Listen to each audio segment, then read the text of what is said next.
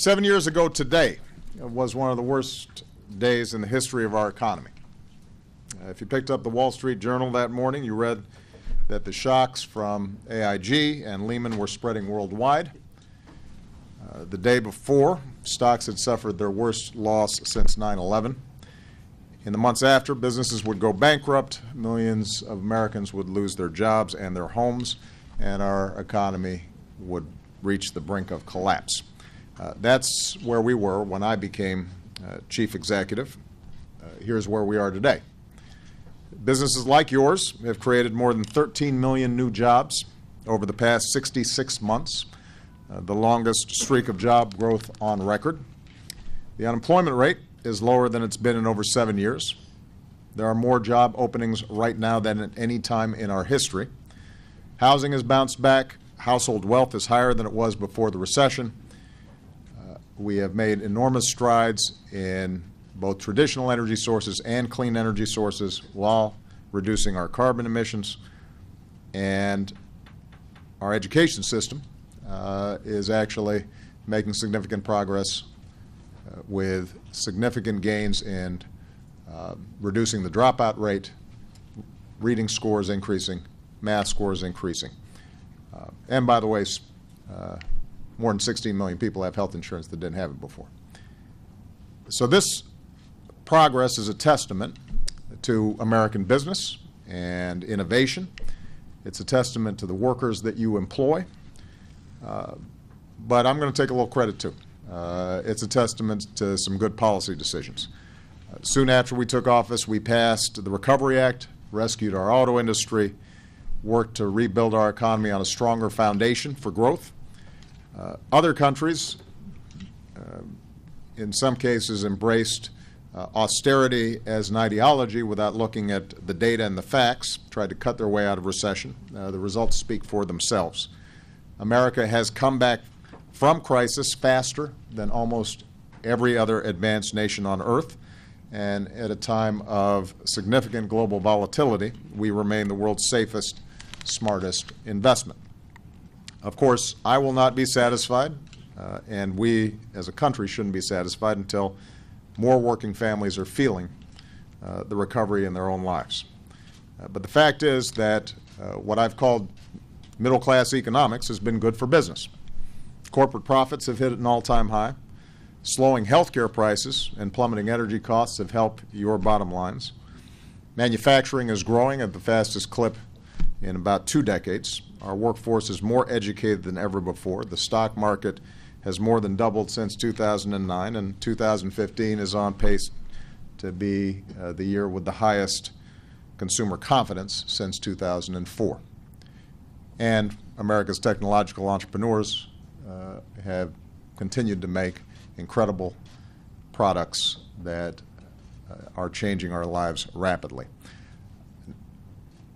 Now, you wouldn't know any of this if you were listening to the folks who are seeking this office that I occupy.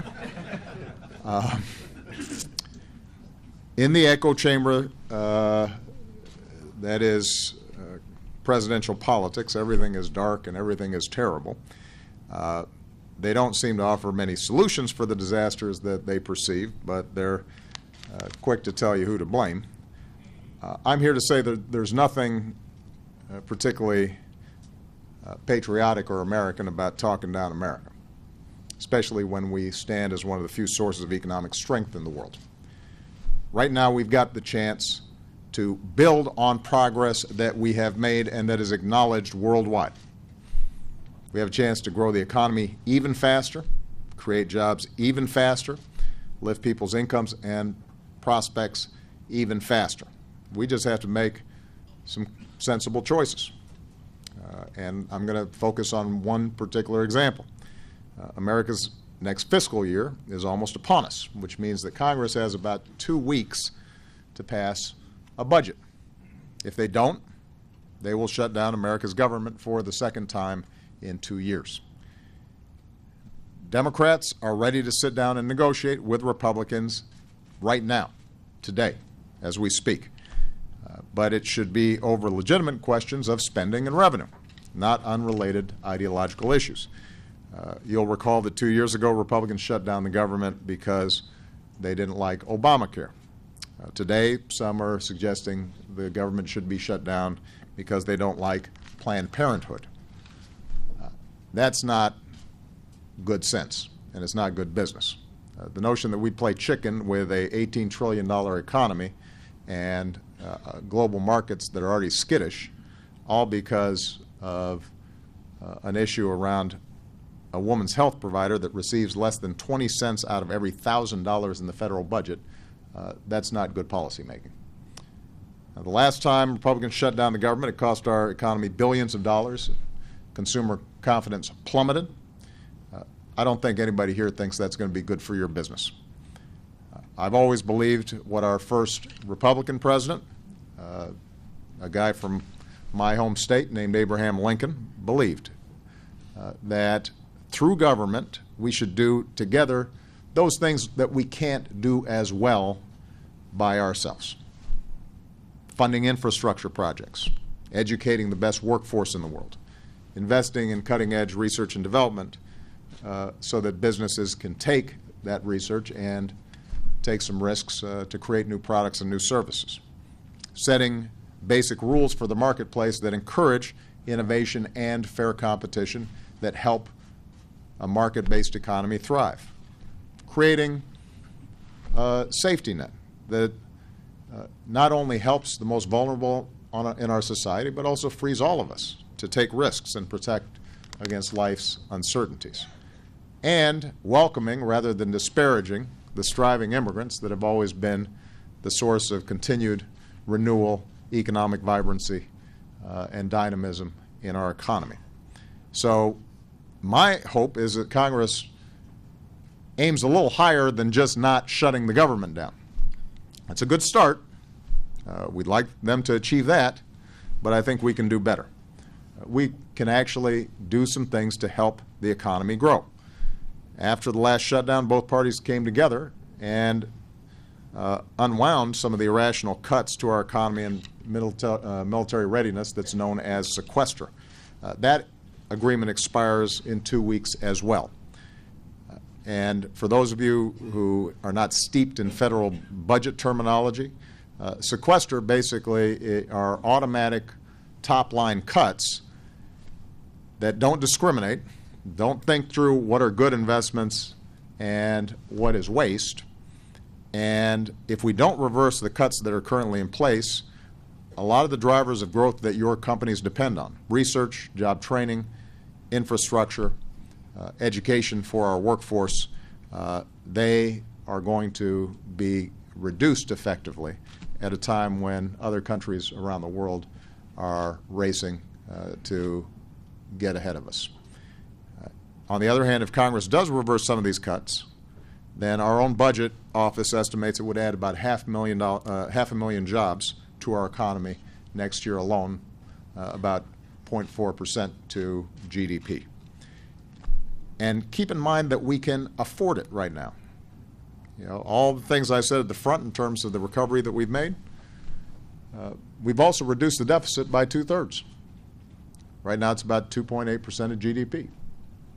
We've reduced our deficit faster than some of those countries that pursued strict austerity policies and weren't thinking about how to grow the economy. And so we are well positioned without adding to the deficit. I want to repeat, since I took office, we've cut the deficit by more than 2/3. And the good news is we might actually be moving beyond some of the stale debates we've been having about spending and revenue over the past several years if what economists and people who are knowledgeable about the federal budget are listened to, as opposed to this being driven by short-term politics. People in both parties, including some of the leading Republican candidates for president, have been putting out proposals. Some I agree with, some I don't. I'll give you one example, though. You've got two leading candidates on the Republican side who have said that we should eliminate the carried interest loophole. Now, there's disagreement in this room around that. But I will tell you that keeping this tax loophole, which leads to folks who are doing very well paying lower rates than their secretaries is not in any demonstrable way improving our economy. On the other hand, if we close the tax loophole, we could double the number of workers in America's job training programs. We could help another 4 million students afford college. Now, these are sensible choices that if you were running your business and you took a look at it, you'd make that decision. Well, America should too. And this is an example of how we can maintain fiscal responsibility while at the same time making the investments that we need to grow. So the bottom line is this. 7 years ago, if we had listened to some politicians who said we could only cut our way to prosperity, the fact is we'd be worse off today. If we listen to them now, then we're going to be worse off tomorrow.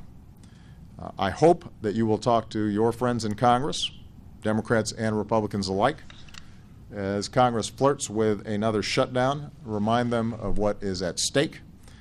We will have some disagreements sometimes.